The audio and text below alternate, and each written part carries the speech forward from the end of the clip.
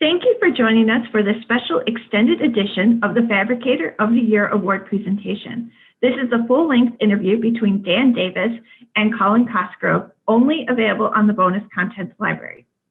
Just as a reminder, the session has been pre-recorded. If you have questions about this interview, you may reach out to Dan Davis or post your questions and comments in the discussion forum.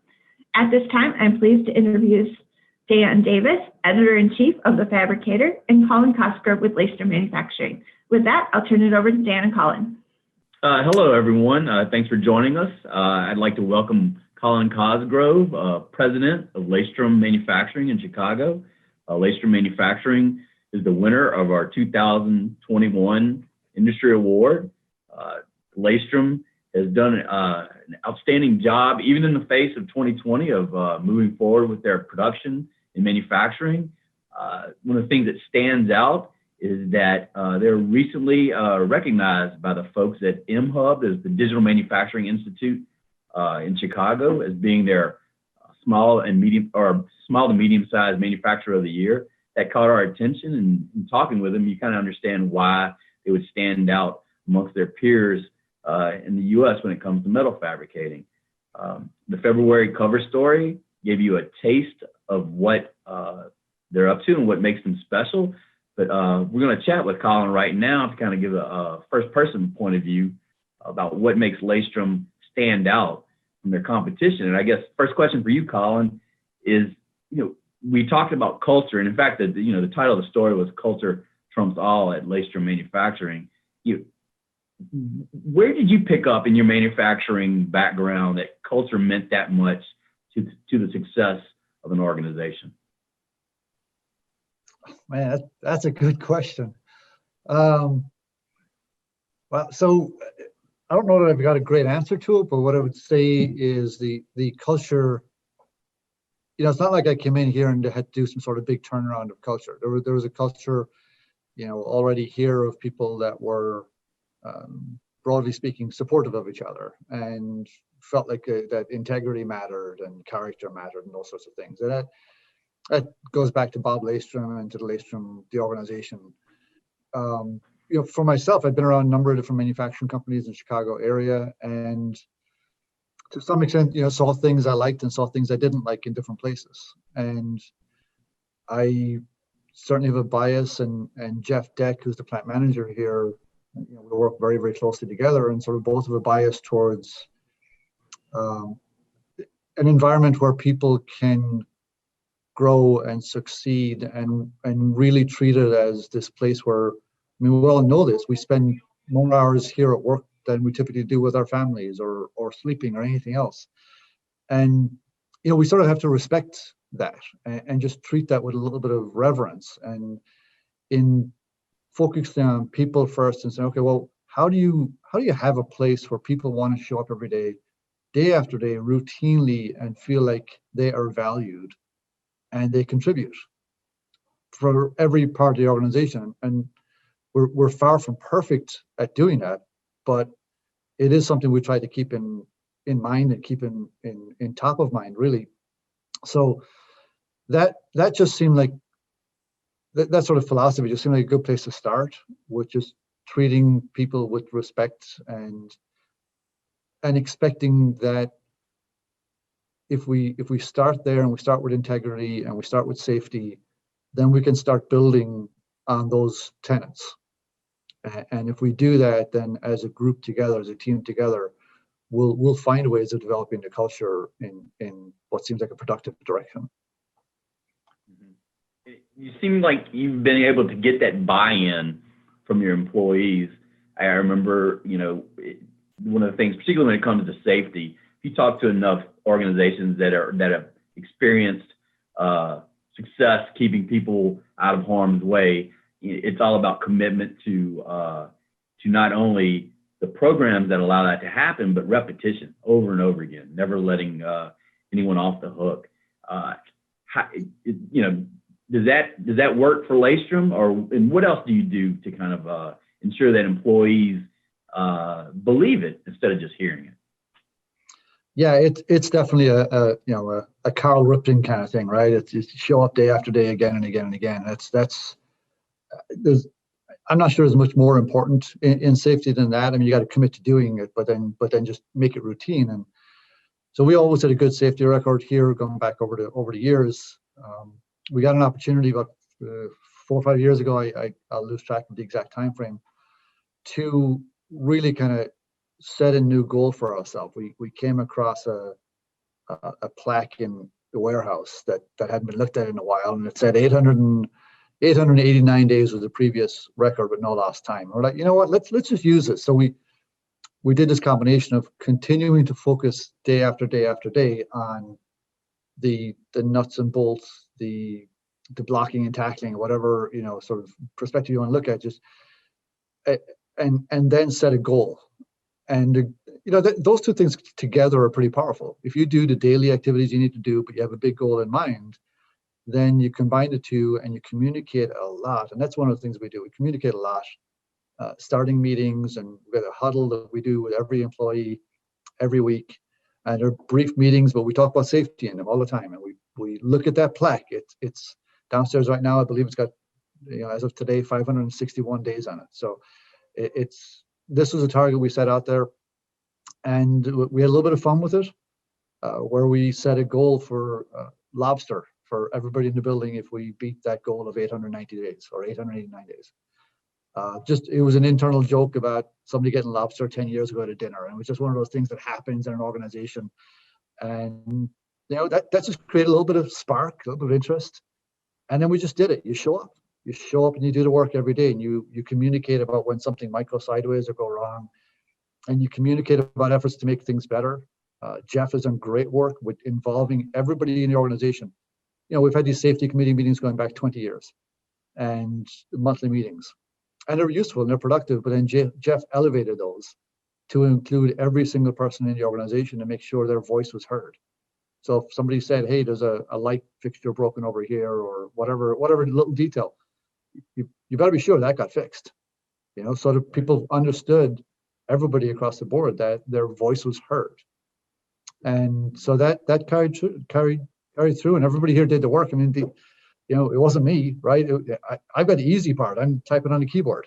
You know, everybody else is handling, you know, hot material and sharp materials, and so we celebrated as we hit different milestones up to 890, and then we celebrated at 890. We bought lobster for everybody in the building, lobster lunch, and you know, that was a deeply satisfying day. And then we took that up to 1,038 days. And you know, that in our industry, I did the numbers at the time. We were safer, for federal numbers, we were safer than most software companies, and by federal data. And you know, Wow. that felt really important to us. And then somebody made a mistake, and Right.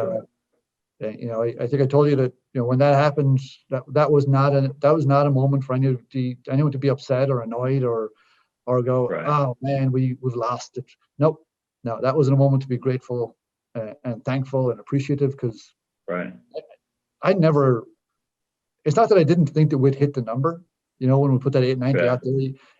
But I would never say I allowed myself, or most other people here, the I don't know, the narcissism or the arrogance to think that we really would. You know, it was just, this is a goal, let's get after it one day after another, without really thinking how big that could be. But when you get over 1,000 days, we're like, that's you know, definitely just really proud of the team here for making that effort.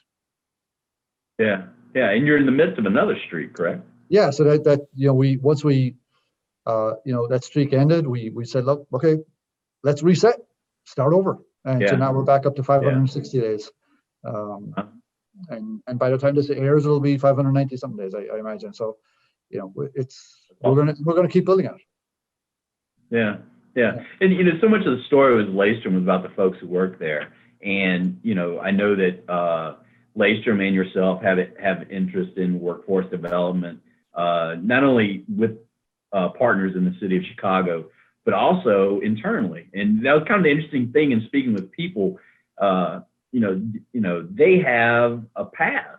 If they're engaged and want to grow, I mean, Laystrom seems to work with them to see if there's opportunity there. And I think that bodes well to get people to kind of look forward to looking at Laystrom not only as a job, but more as perhaps a career.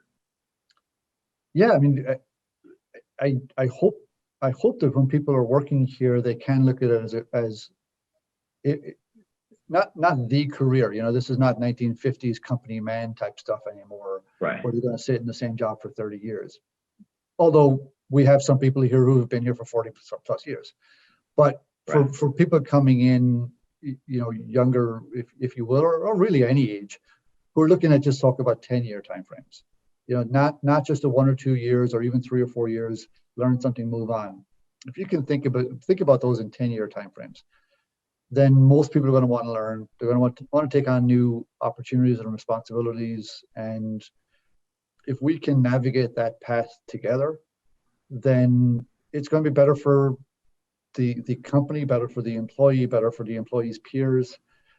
And that includes me. I mean, it's anybody in the organization. If we can think about what are the learnings we can take and grow to the next level, or not even if it's the next level, but just grow, just expand capabilities and knowledge. And, you know, if we can support that, I think that makes, when I think about the purpose of the organization, and we think about the core values of something like cultivation, which is about learning and sharing that learning with others, and the purpose of saying we want people to have, you know, fulfilling careers. I think, you know, with the fulfillment part of that sort of requires, in my view, requires a combination of stability and growth, a combination of consistency and new opportunity. And if you can balance those things together, then people have opportunities that I think they can stay excited about for a long time. Yeah. One of the things when you talk about culture, I think sometimes it maybe forces people to disengage a bit because, you know, they may not be that involved in the touchy-feely side of manufacturing or maybe life in general. But how would you characterize an ROI for all the work to establish such a good culture at Laystrom? Is it through solid partnerships with customers? Is it increased sales? If you had to give examples, what do you think those examples would be? Yeah, it's really difficult, I think, to sort of think about an ROI type metric on human development, you know, and on cultural, you know, ways of doing things. And I think of, you know, a lot of people in certainly in manufacturing, but in any sort of data-based business of any variety, they're going to say, what's your metric, right? What is you want to achieve something, what's the number that you're going for, and what's the metric, and how do you track the metric? And Simon Sinek, who's this, you know, really great thinker and author, he flips, I think, from my perspective, he flips this idea on his head, where when he says, he's in an interview with somebody and he says, you know, I'll paraphrase this, but something like, you know, hey, do you love your wife? And the guy goes, well, of course I love my wife. And he goes, oh, okay, prove it. What's the metric? He goes, well, there's no number that says how much I love my wife. There's no metric for that. Well, exactly. You know, if you're talking about people and you're talking about development and you're talking about the interpersonal relationships, we have structures where we can come up with numbers, but at the end of the day, if you're talking about interpersonal relationships, I do think it may be okay to step away from that and say, I don't believe I can get some number that really quantifies the impact in a very direct way. Because any number I can come up with, I can probably poke holes in it. But I do know that you can create an atmosphere in a workplace where you can tell the difference between people who want to show up and work and consistently show up for each other and places where people don't want to do that. And I fundamentally believe that if you have a workplace where people want to do that, you can put yourself in a position to win those opportunities that require you standing on your head sometimes, you know, and when you need to pull people in for exceptional challenges, that people want to say, okay, I want to show up and help figure this out and solve this because I understand the value it brings to the entire organization. So let's get after it. Yeah, right. I think you kind of describe that as trusting people to do their jobs and not having to micromanage. And you know, that allows for an efficiency that I imagine customers really appreciate. So, I mean, you know, in that way, I know Laystrom has experienced some, success being recognized by Inc. So, you're not doing it just to do it. I mean, there seems to be a positive from the cultural buildup as well as the attention to the customer that results from that. Yeah, I mean, I fundamentally believe that, right? So, but I just, to be transparent about it, I'm not sure I do a good job of putting a number on it. I can tell you we've grown by 70% in 4 years. I absolutely believe that is the cultural, the way we do things underpins that growth, because it means, again, that people are going to show up and do the extra hours when needed and make the effort and figure out ways of being creative and innovative. We just, literally this week went after some new opportunity of business, and we pulled in 4 or 5 people and to kind of create up really creative ideas for what to do and what processes to use and how to use a press brake, almost like a stamping press, and different things like this that people are bringing to the table and enjoying the heck out of doing it, just to try to go and get an opportunity. And we put in I can tell you, a more aggressive opportunity than we would have, several years ago, because we've got more people coming to the table with ideas. And will we win that? Will we not? I don't know. We'll find out, in a few days. But the fact is, people came together with creative ideas, and we put a pitch together that, should be just as competitive as anybody else out there. Right. Yeah, one of my favorite stories you shared is just the amount of families that work at this company. So I think the number was 7 altogether, and that seems like a seal of approval in a way that you're doing right by the folks who work with you. Yeah, I hope so. I think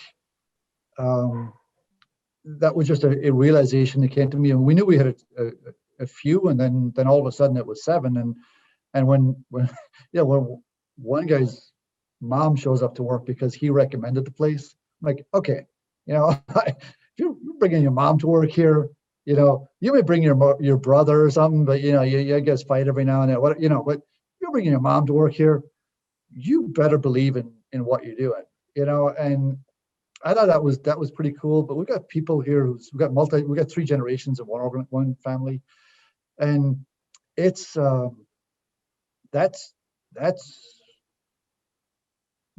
we take that, the management group takes that pretty seriously, because that we feel then there's a responsibility, right, to those individuals, but now to families too. It's like a little bit of a multiplier there, and in doing that, we feel that sort of need to serve this community. So I think of the organization as a community. I hear people describing companies and families, and I know what my family is to me, and I think there's a shift, at least for me, there too. But the sense of community, I think, is very strong, and so we've got this community that we have allegiance to and loyalty to and friendships in, and accountability within. It's not all.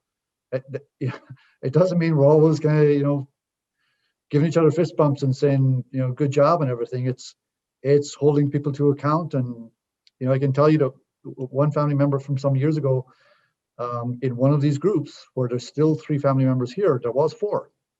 One of them didn't like the changes we were making, and they were a longer term employee, but they didn't work within the culture, and they moved on. But the other 3 family members are still here.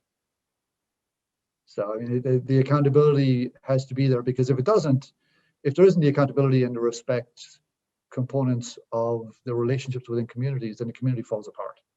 So you have to have that people have to see that there's that it's not all just fun and games, right?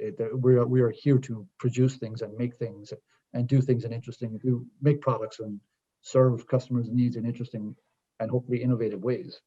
So we have a responsibility to do that, right? So what keeps, obviously, Laystrom has experienced success sales side.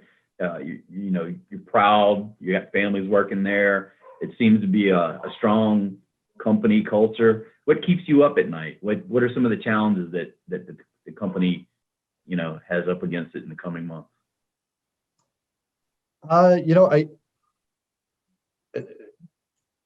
Right now, and for the last 12 months, I mean, fundamentally, it's the health and well-being side of things. It just has to be said that's obviously first. The secondary thing right now, of course, is where is the economy going to go? So I never had any real fear that the company was going to be in sort of real trouble, even at the start of the pandemic, as things are really spiraling in different directions and nobody knows necessarily what's going on. I intuitively felt like this, when we're serving the medical industry and we're serving utilities and energy customers, we're producing things that are needed in the broader infrastructure. And so I never really had any major concerns that, bankruptcy or liquidation or things like that were kind of down the road for us. And I don't today either. But still, there's the ups and downs of the economy are very challenging. And so where will the new administration go in Washington? What will they do with different, concerned about layers of bureaucracy, concerned about, some of the inefficiencies that we've had some experience in the past might have come from sort of excess regulation, that type of activities. So those would be obviously the health and safety is number one, and then the general economy. I think, and then the third one, I suppose, right now would be it's more and more challenging to get new opportunities for new business to come in, because you can't get in front of people to have live conversations when they're sitting at their kitchen table on Zoom. It's just you don't have the same opportunity to generate new business opportunities, and so that presents a challenge for growth. I do think, though, if I were to flip that around and say because I always think you got to sort of pivot that question and say, okay, what are the things that keep you up at night? But then what are the things that you get up in the morning to do? And you sort of flip that around, and we got a great group of people here. So for me, the opportunity to come in and serve them is that's one thing that's an honor, right, to come in and do that. But more broadly speaking, I'm hopeful that there's been a little bit of shift in society in terms of manufacturing and the perspective of manufacturing. I don't know if I'm right. I don't know if I'm being overly optimistic and Pollyanna-ish, but I'm going to be, as we're sitting here talking, I got an email from somebody at the mayor's office here in the city of Chicago, because I'm having a meeting with them next week, where they're talking to manufacturers, not just me, others, about investing in workforce development in manufacturing specifically, and talking about what are the plans that need to be in place for that, for the city of Chicago. You've got the President Biden plan talking about 5 million manufacturing jobs. I mean, it seems that there's at least some initiative in a broader perspective of domestic society, U.S. society, where there maybe hopefully be a shift, because we need it. We need manufacturing in this country. We need more advocacy for manufacturing. We need more people coming in. If you look at the National Association of Manufacturing, they say by 2028, you've got a shortfall of 2.6 million jobs in manufacturing. I mean, that's a huge opportunity for the country. It's a huge opportunity for small and mid-sized manufacturers to grow if we can find people, right? If we can find the human beings to do the work alongside the automation that we have. One's not going to replace the other. They're going to work together. And so I think we need more evangelism around manufacturing. We need more advocacy around manufacturing, and I'm hopeful there is more of that happening. Yeah. Do you feel Laystrom is set to take on future opportunities? Is it in a good place? Yeah.